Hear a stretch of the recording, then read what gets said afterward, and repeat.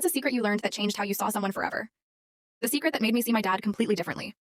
When I was 16, I thought I had my dad figured out. He was a quiet, stoic man, the kind of dad who taught you how to fix a flat tire but didn't talk about feelings. He worked long hours as an electrician, came home exhausted, watched the news, and went to bed early. He wasn't unkind, just distant. The kind of dad who said good job instead of I'm proud of you. We weren't close. And I probably would have told you I didn't care that I was fine without the emotional stuff. Boys didn't need to hear I love you, right? That was before I found the letters. It happened during my junior year. I was cleaning out the garage before a move, going through old boxes of Christmas lights and mismatched tools, when I noticed a dented metal tin wedged behind a stack of paint cans.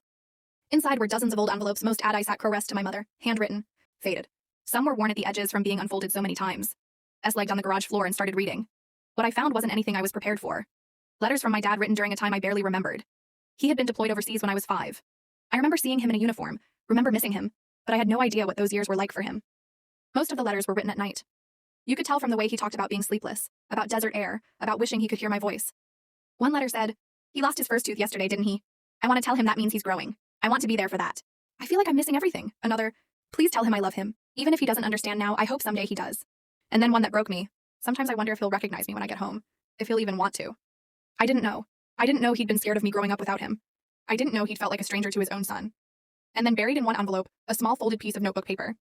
It wasn't addressed to anyone, just his handwriting. "When I get home, I'll be different. I'll be better. I want to be the kind of father he remembers." I sat there crying in the garage, holding those old letters like they were made of glass. Because suddenly it made sense, the quiet distance, the way he seemed unsure around me at times, like he was standing on the outside looking in. He hadn't always been this way. He was trying. He'd been trying all along and I never noticed. That night, I made dinner for both of us. We sat in silence for most of it, like usual, but before we got up, I finally said, "Hey, Dad? I just wanted you to know I appreciate everything you do. Really." He barely looked up, just nodded, but I saw his eyes get wet. He cleared his throat twice before saying anything. "Thanks, kid. That means a lot. We never talked about the letters. Not explicitly, I never."